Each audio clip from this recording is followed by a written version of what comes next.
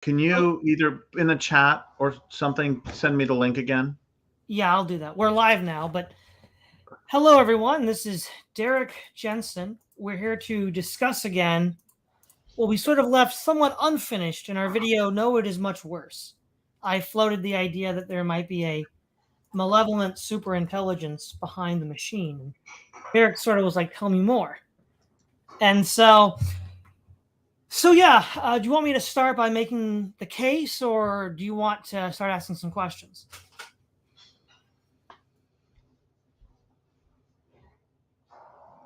Well, I think I don't remember if we talked about this last time, but I think for me, one of the one of the things that I one of the avenues that I find interesting to sort of start is by talking about um, parasites who can control the behavior of other species. Did we talk about that last time?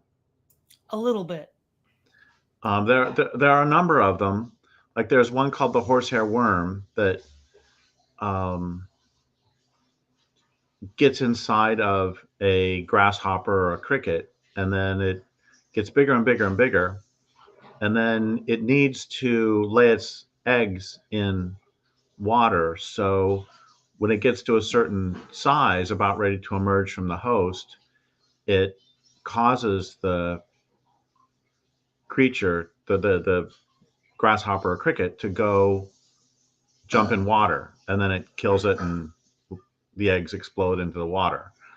And there is a different parasite that has one host is a seabird, one host is I think a some sort of mussel, and then one host is a fish, and it goes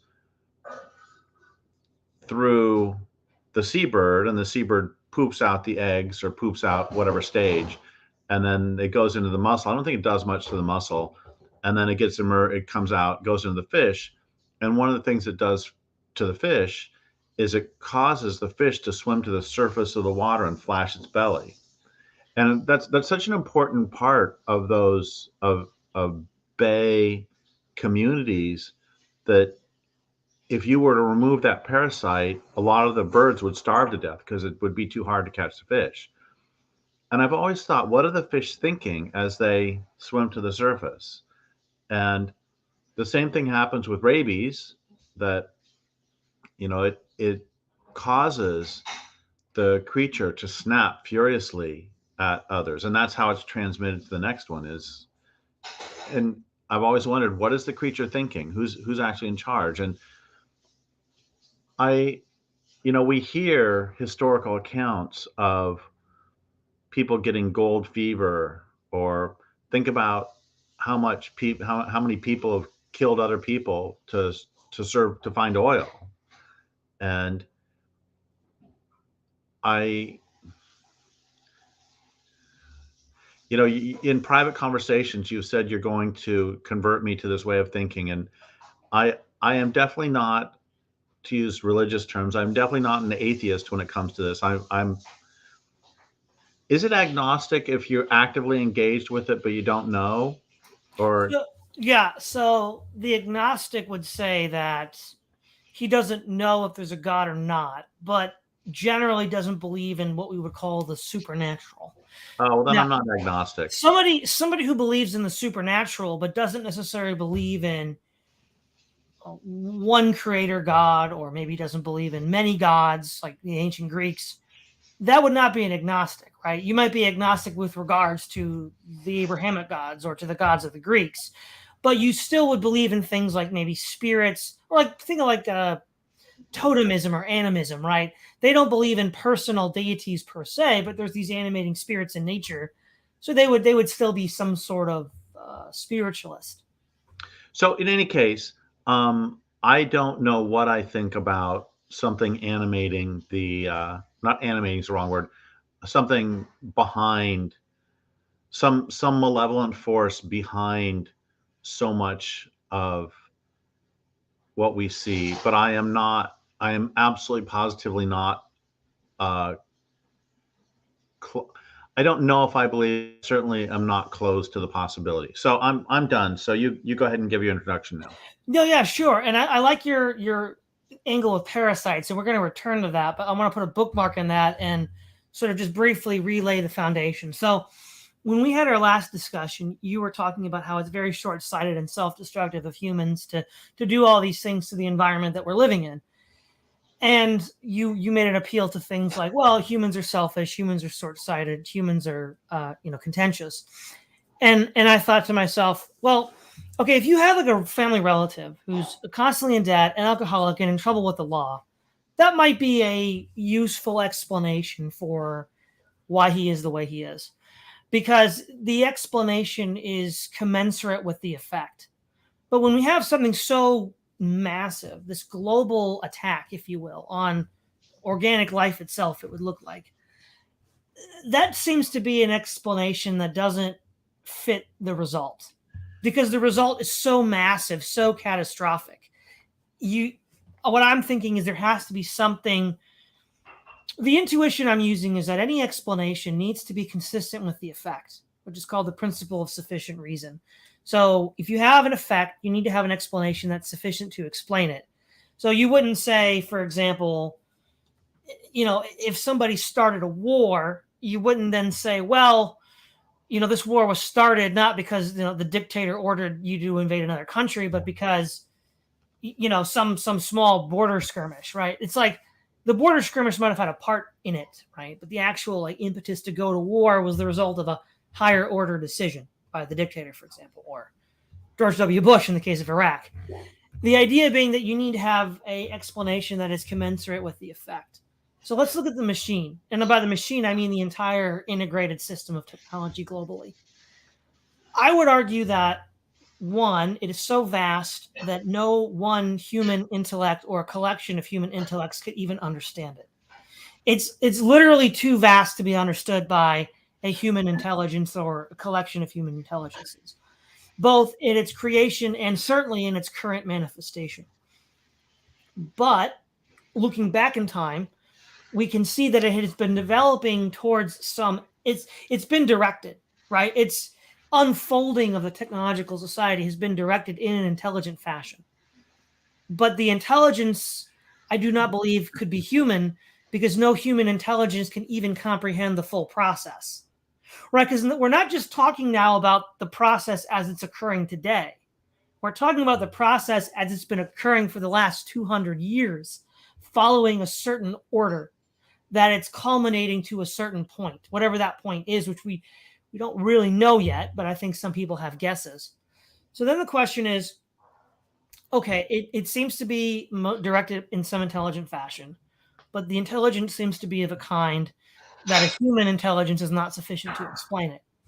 Now, in a totally other, well, not totally unrelated, so J. Allen Hynek, who was a part of Project Blue Book, the U.S. investigation of the 1952 UFO sightings over Washington, D.C., along with the French, computer scientist Jacques Vallée, came up with the idea that the best explanation for UFO sightings is not extraterrestrials, but what they call extra-dimensional intelligences. And then Jacques Vallée has also done research indicating that, ancient pagan mythology of the gods, and then medieval mythology of gnomes and sprites and elves, and then modern day abduction narratives all follow a similar pattern. And he then concludes that this pattern is in a interdimensional intelligence that reaches out to people at the level they can understand. So they use culturally appropriate manifestations to reach out to people and direct them. Now, I think that Hynek and Vallée have made a very good case for this. And they're coming at this from secular scholars. They're not religious per se. They're not a part of any faith tradition that I'm aware of. They're just looking at, how do we explain this evidence? Because remember, Hynek was brought on by the U.S. government to help investigate these sightings. And in light of what they're saying now about UFOs, it's kind of interesting that Hynek was treated so poorly in the 50s. So the point is, though, we have a sort of working model for a superintelligence that's non-corporeal, that interacts with humans over millennia, of which, now in the modern West, they have to appear high tech, because otherwise we wouldn't pay any attention.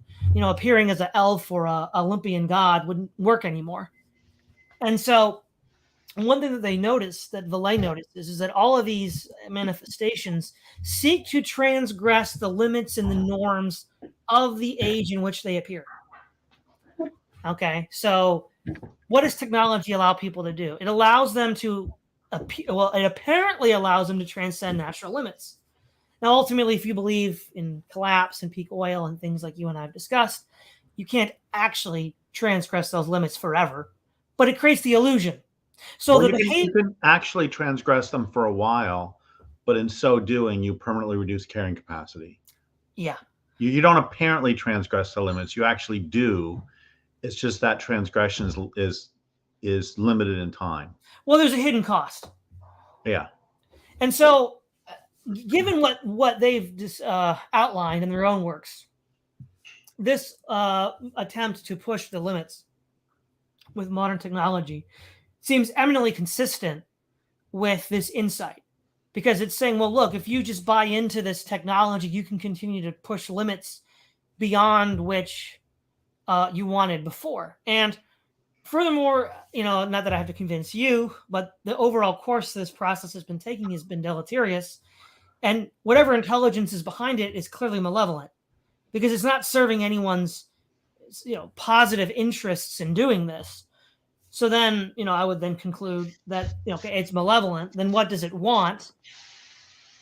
Well, I think in part, as I mentioned last time, what it wants is to create the ego without limits.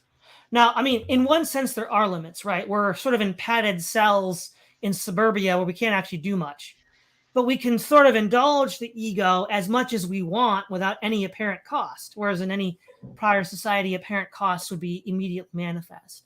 So whatever that looks like at the other side, it's sort of like, I would argue, an occult ritual where you create the conditions under which you can create a totally liberated ego, which is a complete sociopath. So, are you? Was that end of paragraph, end of section?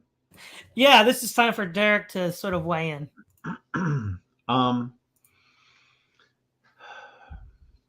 So I have spent my entire adult life trying to explore reasons for this culture's destructiveness. And I think there are a number of explanations that can be made into workable hypotheses, including the one that you just laid out. And we both know about sort of Mumford's thesis that technologies take over, and that doesn't require any sort of external intelligence. And another hypothesis that I'm pretty fond of is that trauma transmits itself through generations, and that unmetabolized trauma leads to further destructive behavior. And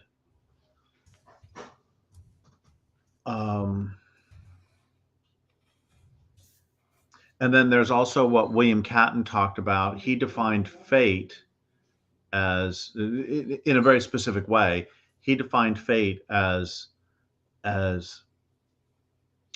a large number of people acting under the social reward systems into which they've been inculcated. And so you have the logic of capitalism would drive, or the logic of consumerism more broadly would drive the destruction. And again, we don't need to talk about any sort of other intelligence. And I don't. One of the one of the things I think you said that's really smart. I mean, you're always very smart, but one of the things you said that I think is really compelling is that, the cause has to be commensurate with the damage. And I mean, I do realize that we all like, our computers and everything else, but the cost is pretty extraordinary at this point, and it's almost not possible for people to see. And then in addition to that, you have, I know that Foucault is one of my hobby horses, but it kind of stunned me. I've only learned in the past few months that Foucault is the single most cited scholar of the 20th century. And the guy was raping children, and his philosophy is really about rationalizing him raping children and rationalizing his sadism. And I don't have a problem. I know I'm getting way off topic, but it's what you expect from me by now. But I don't have a problem with an individual. There are going to be individuals who are really pretty severely messed up. And I have a problem when a pretty severely messed up person ends up being the most cited scholar of the 20th century. And that means he's really manifesting some cultural desire. He's speaking to a large section of the population. And I don't know where I'm going with any of this. I guess when I get confused, I go down to first principles as much as possible. And for me, one of the first principles is the level of destruction is beyond imagination. And you can blithely have the New York Times talk about possible human extinction within the next 50 or 100 years. And they'll give various causes for this. One of them might be global warming. One of them might be that AI could wipe out humans. I don't understand how they can blithely talk about this, but then not. I don't know how. Put the word blithely is the key word here, and I don't.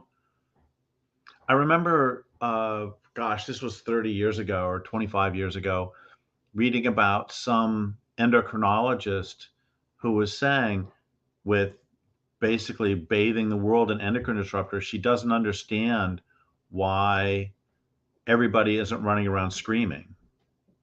And I mean, I don't know. I mean, we can invoke, maybe that's I mean, maybe that's one thing to do, is to just sort of list out the possible alternative explanations for any of this madness. Well, okay, there's a lot to work with here, and let's just start from the top. This, I think, is one of the key insights about how the machine works. This is from Jacques Ellul, The Technological Society. The new milieu has its own specific laws, which are not the laws of organic or inorganic matter. Man is still ignorant of these laws. It nevertheless begins to appear with crushing finality that a new necessity is taking over from the old. It is easy to boast of victory over ancient oppression, but what if victory has been gained at the price of an even greater subjugation to the forces of artificial necessity of the technological society which has come to dominate our lives? So, two things to say about this paragraph. One is that's what you're concerned about, Derrick, that we are governed by necessity, but it's a necessity that's created by the machine. I'll get to that a little bit later. Right. The other thing is it's operating according. It's a third set of laws. No, it's not organic matter. It's not inorganic. It's not biological organisms. It's not crystals. It's not water fluid dynamics. It's a new law. But here's the thing, right? Where did all of these early scientists? What were they doing? They were alchemists. They openly stated they were consorting with spirits. John Dee, Sir Isaac Newton, all of these men claimed that they were talking to spirits on the other side to gain alchemical knowledge. And chemistry itself is alchemy. That's what the word means, alchemia, which means chemistry. And so if we look at, you see, a lot of these early scientists from the Renaissance and 17th century we don't learn in school that these people were alchemists and occultists. Many of them were, and they openly wrote treatises about this. So we have now, if we take them at their word, they claim that they were consulting with spirits. Now they said these are helpful spirits. They're giving us insight, knowledge, right? John Dee wasn't saying I'm talking to the Satan. He said he was talking to, angels that were giving him knowledge. But of course, what did all this knowledge lead to? It led to this horrible outcome that I don't think he foresaw, right? So we have a certain way of reading the lives of these men, that they believed they were doing good for the rest of humanity by getting knowledge from these higher powers. But what we saw once this knowledge is put into practice is something absolutely contrary to their stated objectives. Now, that's the first part. The second part is, you're right. If you have some sort of built system, that system can impose costs on people. So you can have a capitalist build a factory. He builds the factory then imposed costs on the community without him having to be there anymore. But again, we're still asking about the fact, how did the factory get built? But in this case, the factory isn't a factory. It's the entire process of the machine going back 200, well, really going back to the beginning of the scientific revolution, where we have this certain way of relating to nature. Well, and Mumford would say that it goes back to the beginning of the mega machine, which would be, one of the places he put it was ancient Egypt.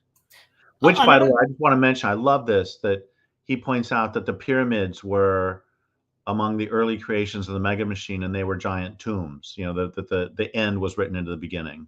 Anyway, go ahead. Yeah, well, another way we could look at it is the Bible calls it Babylon, or Babel, right? It's the same thing. You're building this giant. Well, it also represents divinity, right? The pharaohs are divine. The ziggurats were representations of the divine, right? So that's also how they rationalize it. So you could still be correct in saying that, once this system is set up, it imposes its own costs on everyone around it. But we still have to ask the question, how is it constructed? How is it built? And I think a superintelligence is the best explanation. And as far as trauma, you're also correct. But think about this, right? Especially since the end of World War II in the United States, this generational animosity is the result of each generation being traumatized by the prior generation who were managers in the machine.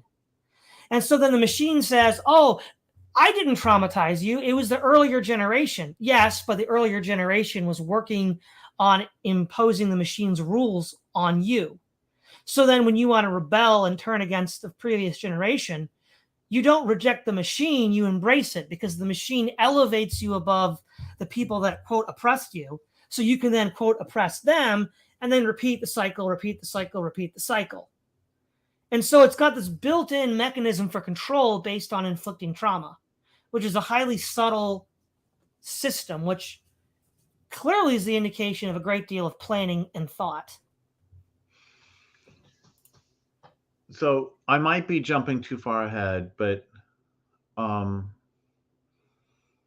how do these different explanations for the atrocities and explanations for all of this, how do they affect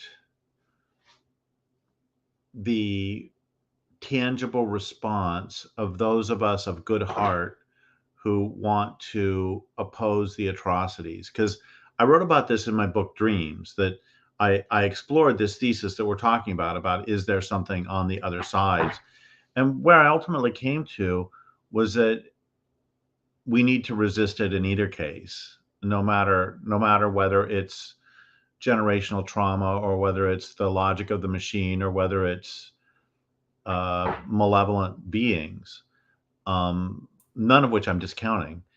And again, this is your show, so we can hold off on this for a while if you want. But does and I'm not saying that the explanation doesn't matter, but does the explanation matter to our response?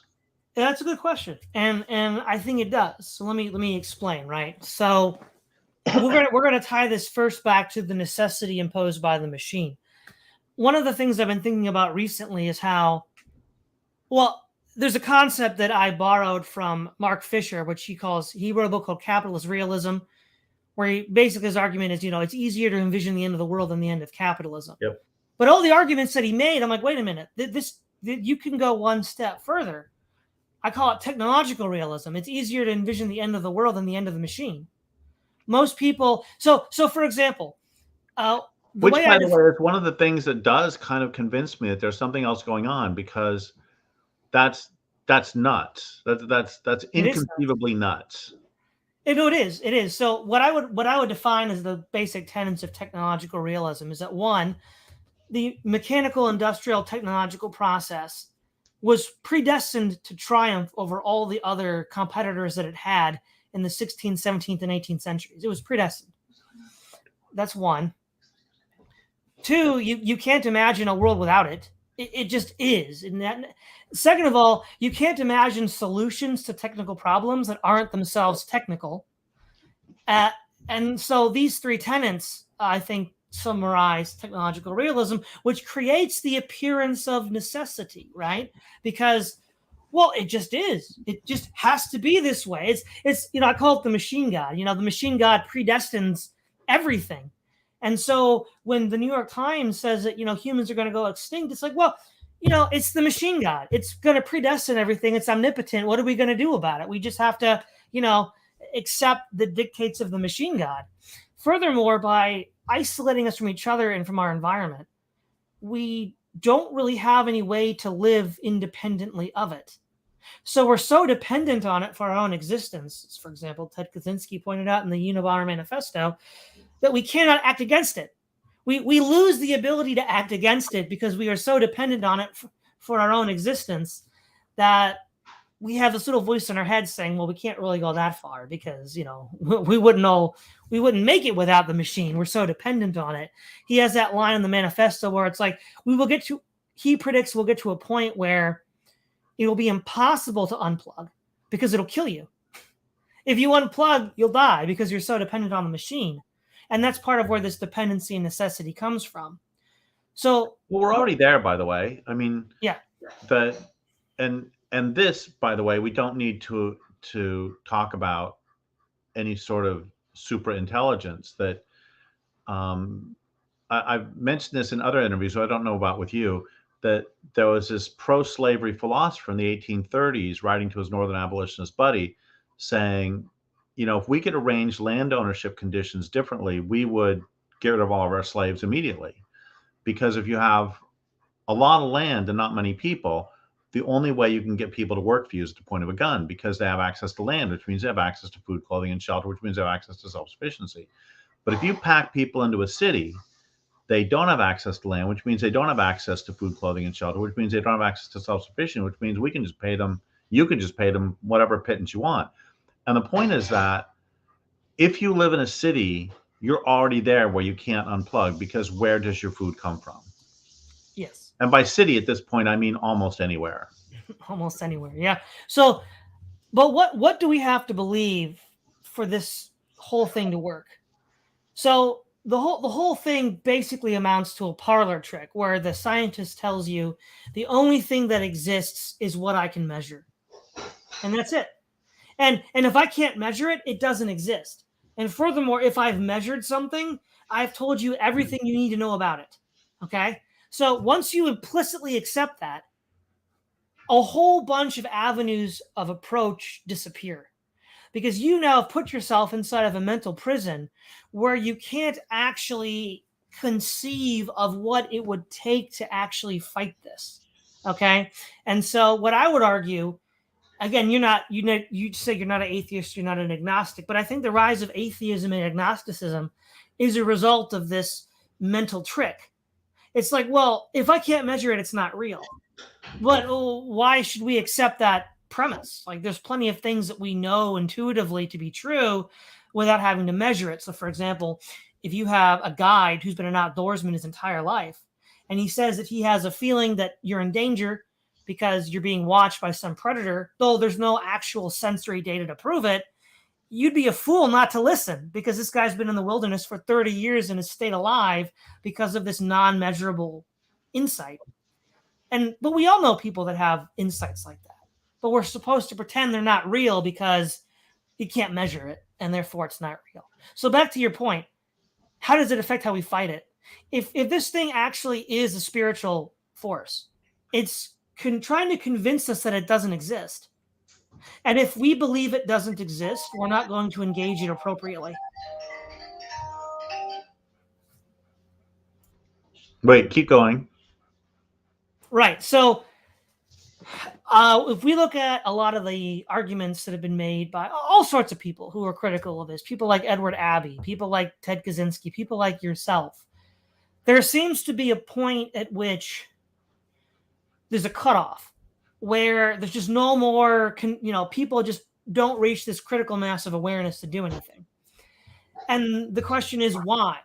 Well, I think part of it is not only the audience base believes this and is misguided by this idea, if we can't measure it, it's not real. In order to interact with the economy and the world that we live in, we have to pretend that's true, even if we know it's not. And I think a lot of people who are raising the alarm still pretend that that's true because they have to in order to get a job, in order to get food in the marketplace.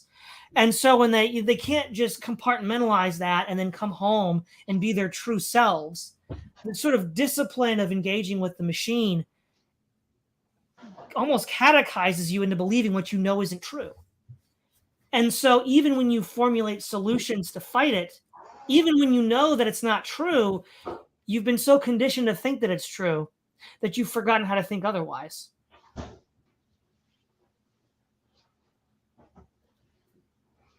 So walk me through again what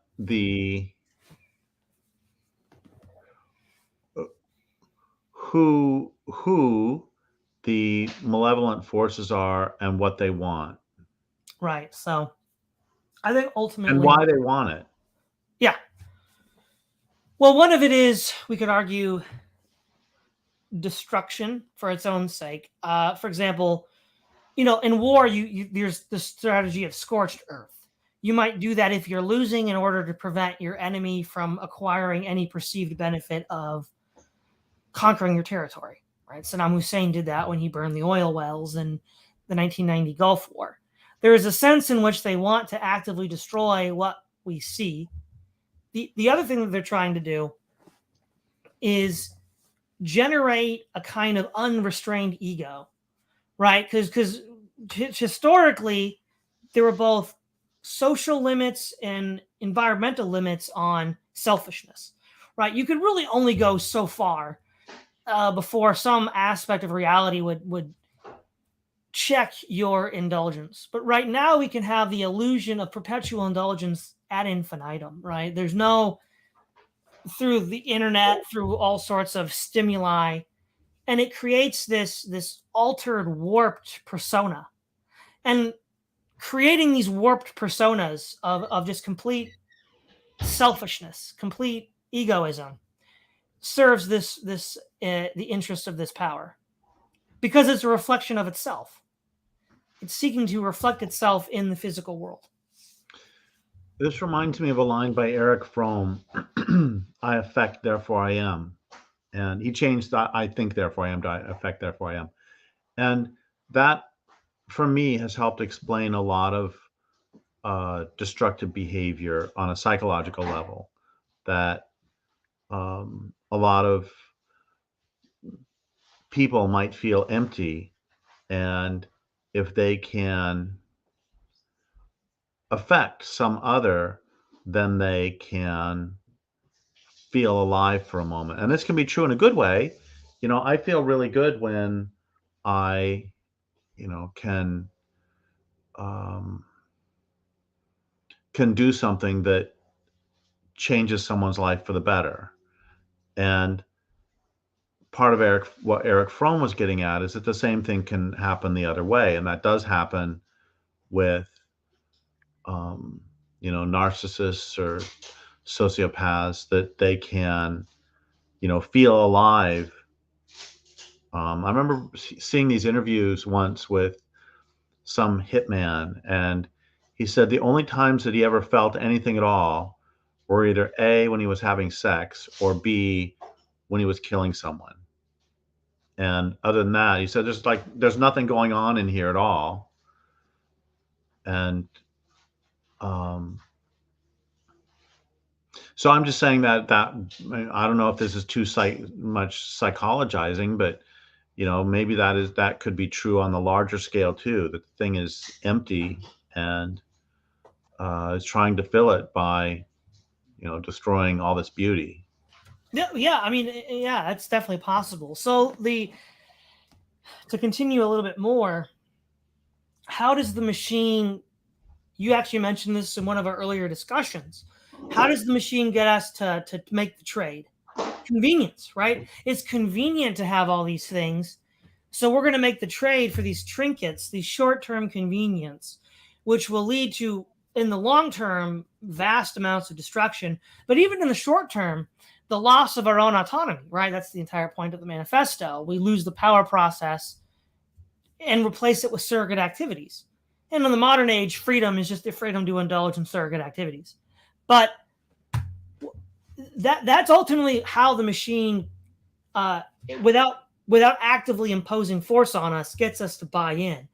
It takes advantage of our moral weakness in two senses, right? One, the order to transcend boundaries and transgress boundaries, and in order to give us what we want without having to work for it, or so we think, right? That's the old bait and switch.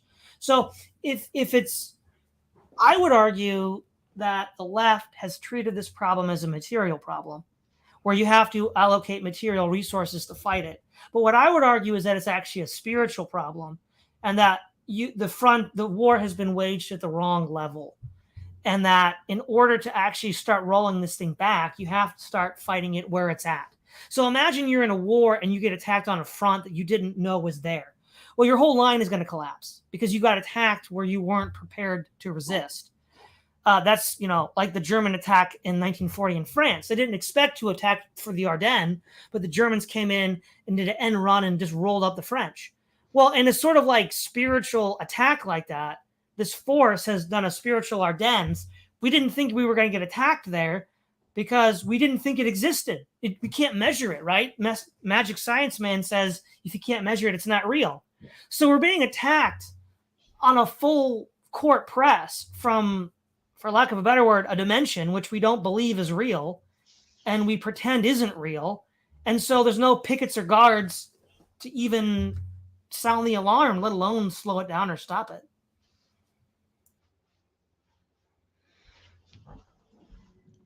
So how would one place pickets or guards?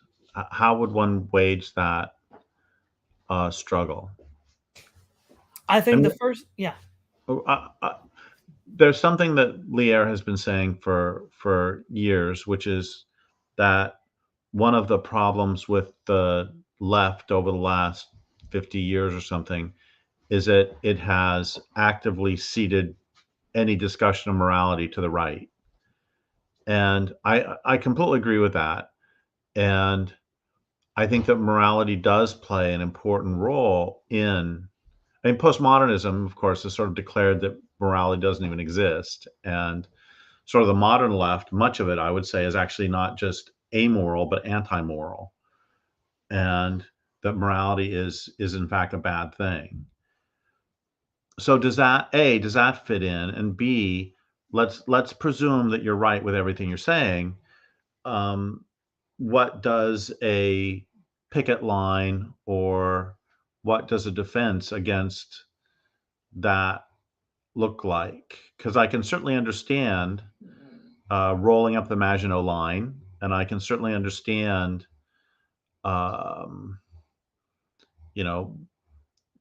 taking out a dam, or I can understand lots of things. But what does I don't know, maybe because it's not measurable, or maybe it is. I don't know. But no, I don't know what does that picket line look like? No, you see, this is good, right? Because this is what I'm talking about. There's a whole nother way of looking at the world that we have been conditioned to not see. Now, I know that you don't believe that measurement is everything because you've written about it, we've talked about it.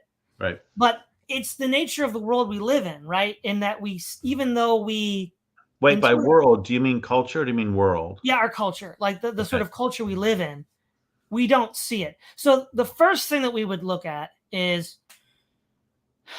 okay, what I think is the antidote to measurement is if we look at what Tolkien called the true myth. Wait, So wait. I want to back up for a second because yeah, there's one thing that I want to definitely guard against when we do this, which is I think there are plenty of attacks to be made on science, but the sort of SJW attack is not one of them. And yes, I know you're not making that, but I want for everybody listening to this, there was a I saw this person saying that uh, gravity does not the gravity is actually dependent upon one's beliefs, and gravity in fact is a colonialist construct. It's like try stepping off a cliff and find out whether that's true. I mean, it's just that there is I just want for us to be explicit that when we talk about the existence of things that are not measurable, we're not saying that gravity doesn't exist. I'm also not saying that measurement isn't real. I'm just saying that you can't completely describe anything by measurement. And the problem is science is trying to trick us into thinking that you can. Oh, there's a great I read this in Neil Everden's The Natural Alien when I was in my late 20s or early 30s, and it was really great. It was he has this discussion of if you broke down a human body, how much it would be worth. That the bones are worth this much for fertilizer. The the meat would be worth this much, at X per pound. And so he's like, we got the I don't remember what the numbers were, but it's like the human body's worth about $80 or something. So do you want to go ahead and give yourself up for $80? And and that's I think he's making the same point you are, that yes, the measurable things, the fertilizer, the meat, that's all real, but it's not all there is. Bingo. Yeah. So as to what a picket line would look like, there's a lot to go into. That could actually be an entire other episode. But I'll start with this. Okay, we've been conditioned by our society, by the machine, to look at the world only in terms of measurement, and more narrowly, only that which can be measured is real. What I want to argue is that a mental shift is necessary.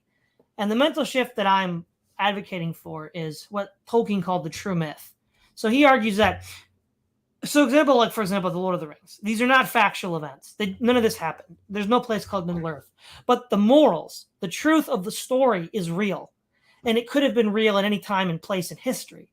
He told it within the context of high fantasy in order to make the mundane morality that we grew up with, that he grew up with, we don't grow up with anymore, fresh again, so that people could look at it with a new eyes and see it as something more than because it's been demystified, right? That's the whole point of the scientific process. But what you actually have done is just done a parlor trick. The mystery is still there. The sort of higher perspective of like the poet, the philosopher, the prophet, the dreamer is still there. We're just not allowed to acknowledge it.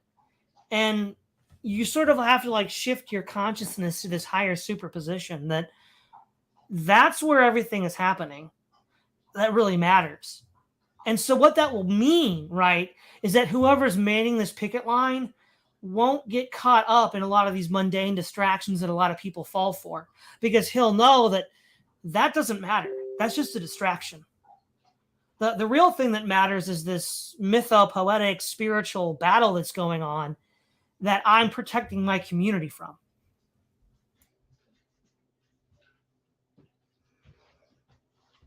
So I like what you're saying, but I don't uh I'm not quite there. Can you be a bit more explicit? Right. So, okay.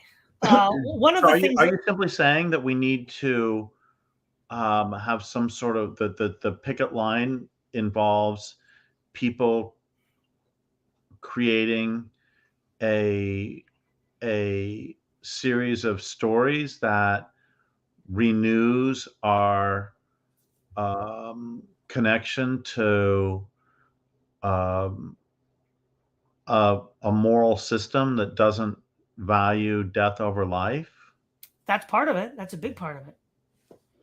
But also we could look at this like tactically, right? So the left has typically said, well, we need to raise awareness. We need to, in the more extreme cases, monkey wrench, forestry or factories. All of this has been largely ineffectual at actually slowing down or stopping this process. And in part, because yes, the process is dependent upon material resources. And in one sense, denying it those resources is a sensible strategy. But ultimately, that's not what's driving it, right? That's not ultimately what's driving it. What's driving it is something else. Well, let me put it this way. Think of like the folklore of a vampire. A vampire cannot come into your house unless you invite it in. So the vampire has to deceive you with gifts and illusion to come in. Now, I'm not saying that this intelligence is a vampire, but just use the analogy of the folklore. We are inviting it into our lives because it's giving us gifts, because it's deceiving us with illusion. And so if we were actually fighting it, we wouldn't be inviting it into our lives in the way that, it's the vampire tricks somebody to let him in.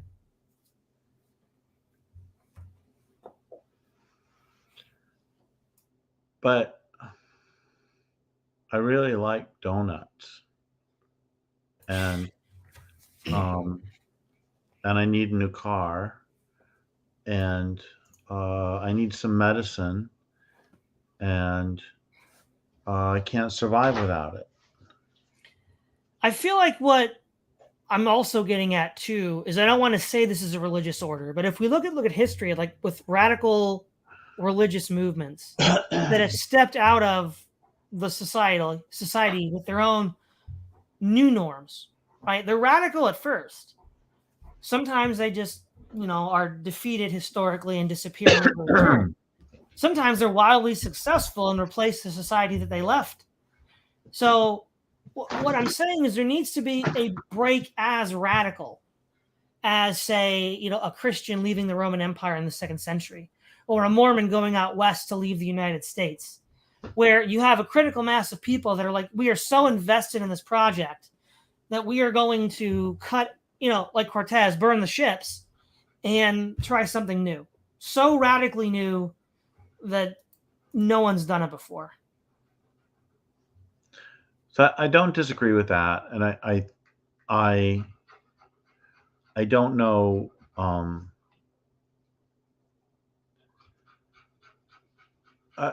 Unfortunately, I don't have a lot of faith that if that at this point, if some sort of new religion sprang up, that it would be not simply one created by the machine slash. I mean, that's actually okay. I think that humans have an impulse to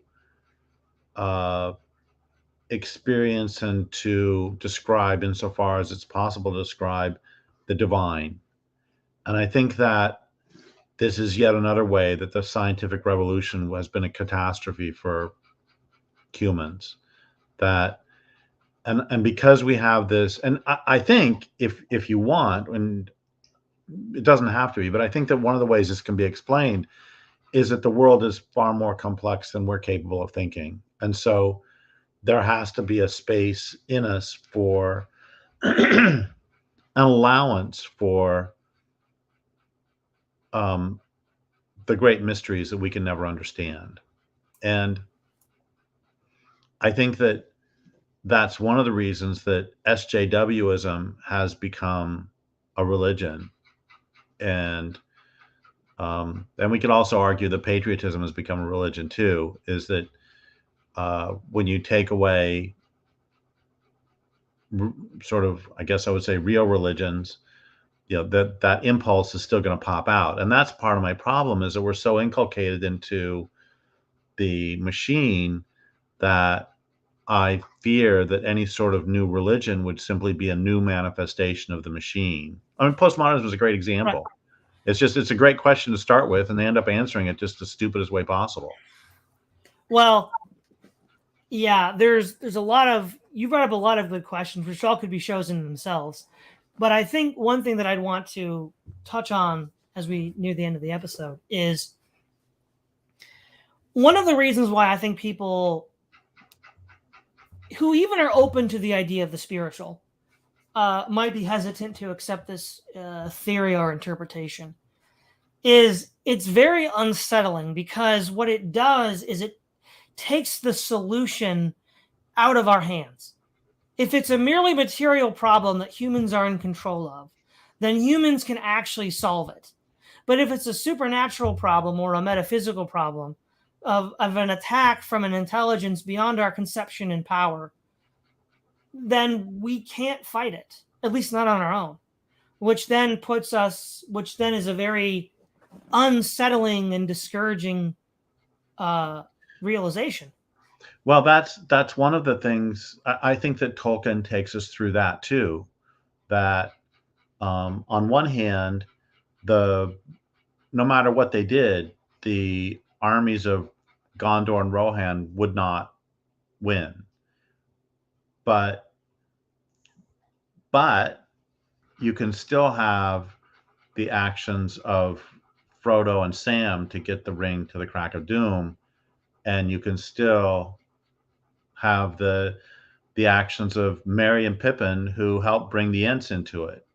And yeah, well, so the key insight with like the destruction of the Ring of Power that Tolkien gets at is, to put it another way, what the Vedas call the fifth yama of aparigraha, which means non-possession, where you renounce the possession of things, and of course they renounce the possession of power, and in so doing it, they defeat power. So in one sense, that's how you beat the machine. You renounce it. It offers you power and all the things that you could ever wish, but in order to beat it, you have to renounce it, because you can't beat it on its own terms. But I think the other thing is, if we take this theory, then, and now again, I'm borrowing from again Hynek and Valet. It then sort of leads to the next question. Well, there's a malevolent supra-intelligence at work who's doing all these terrible things. How do we stop it? Is there other powers above him? And then, what I'm sort of massaging us to is, this looks a lot like the world that the Bible portrays, where there's this malevolent spirit going around destroying things. Peter says Satan is a lion that seeks to devour, and looking what we're living through now, looks like a devourer is at work. So then it causes people, because we in the quote demystification of measurement, all of that was left behind. It's like, no, we left that behind. We don't have to go back to that. But then, as the sort of like things we can't measure intrude again into our lives, forcing us to look at it in an uncomfortable way, these are the sort of, I think, implicit emotional objections that people are dealing with.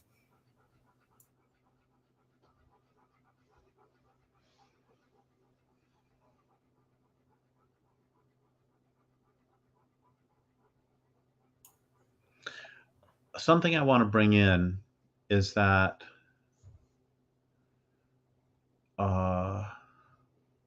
strictly materialist perspectives pretty much suddenly appeared on the scene in, I think, 5 or 6 places around the world about 5,000 years ago. And I don't remember how many years ago exactly, but there was like one ancient Indian philosopher. There was somebody in Mesopotamia, so the sort of atheistic, this is all there is perspective developed several places at the same time. And one of the things I've found interesting is that they all develop within civilizations, which means we can't really blame them for the destructiveness, but they've all developed within environmentally destructive communities.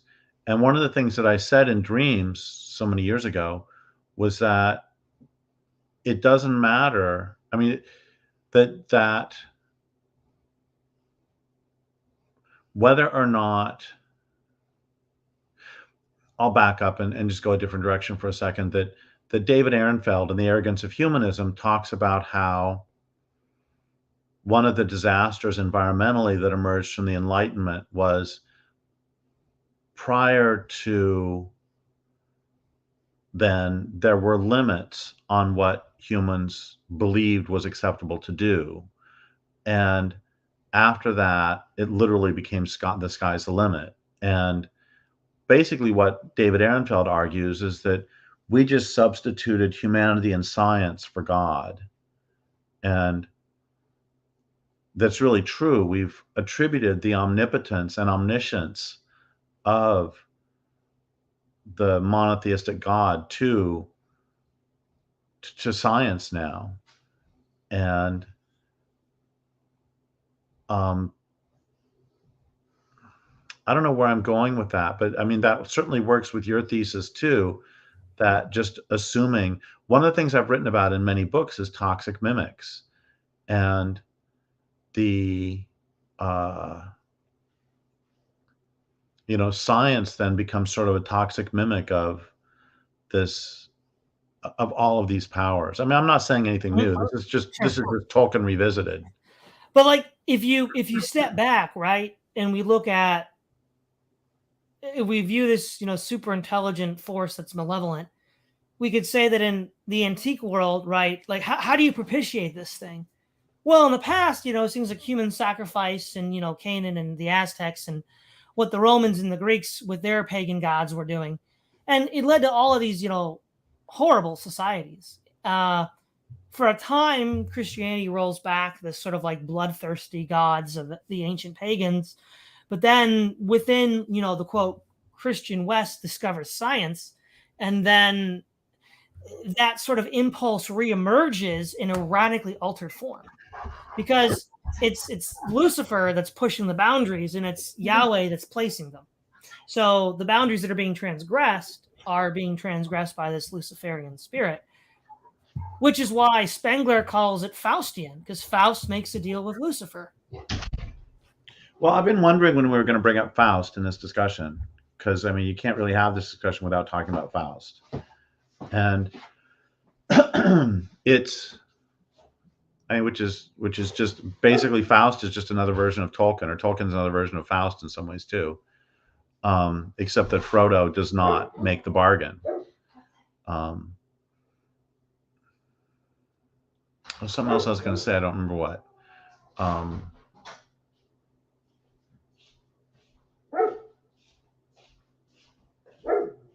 don't remember. It's gone. That's okay. But so yeah, we've covered a lot. What are your sort of like what are you feeling right now? What are you thinking right now? Like, what is, because I know Derrick's always making connections. He's always connecting things. What is all this connecting to for you right now? Well, I don't disagree that we need to have, I enjoy I've enjoyed this discussion, and I always enjoy discussing things with you. And I still don't know where my dial is on all of this. And one thing we haven't mentioned today that we did mention last time is, one of the things I find most compelling to argue for this is the absurd ways. Oh, I know what I wanted to say from a moment ago, is that we talk about human sacrifices in the past, but I would perceive, for example, the Holocaust as an example of a human sacrifice for power.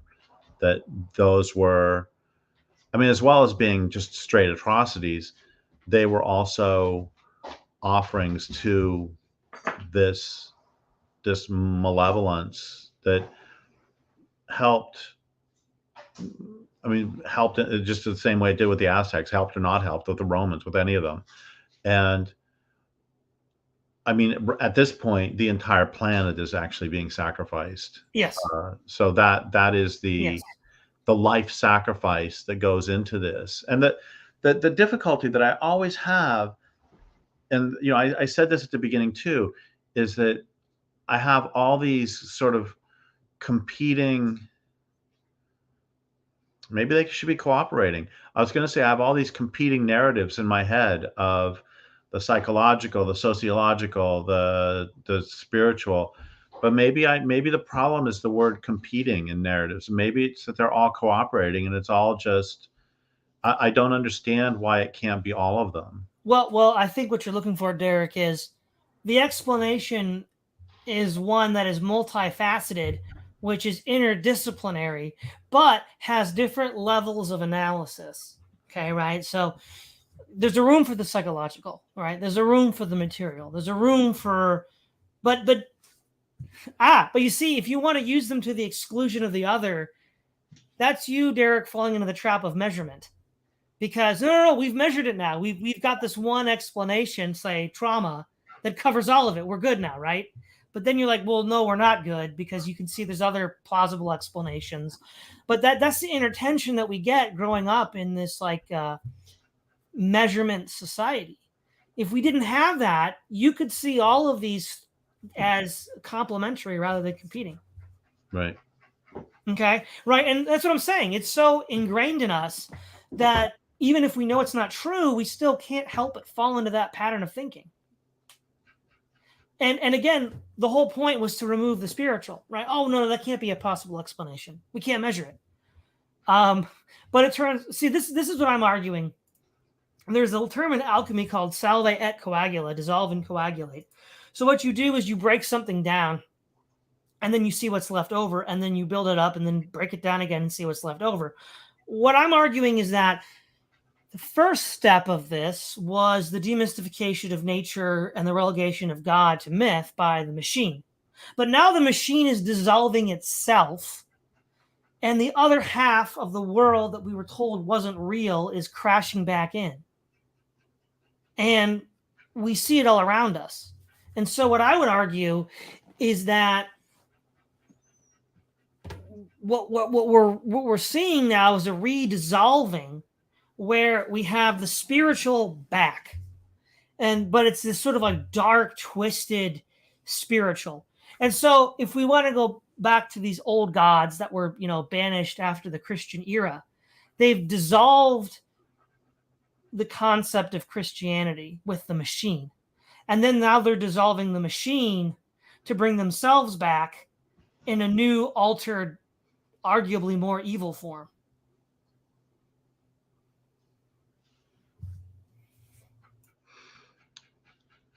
I think that's really interesting, and I need to think about it. Well, Derek, I think we'll put a bookmark in it here. Is there anything you want to say before we wrap up? No, I think this is really interesting. I think it's an important discussion to be had. And I think that we should be having these discussions. We collectively should be having these discussions publicly. I think it's very, I think that as well as physically it being all hands on deck in terms of stopping the destructiveness, I think the same is absolutely true spiritually. And the same is true intellectually. And intellectual comes from the root intellectualis, which I believe means something along the lines of one who asks questions. And I think that I could be wrong on that, but I think that these are, no matter what conclusions people come to, I think these are incredibly important questions to ask. That's all. That's really what I'm thinking. Well, all right. Thank you for coming on, Derek. It's always a pleasure to talk with you. Oh, thanks for having me. It's fun. All right, it's Todd Lewis, the Praise of Fly podcast, signing off.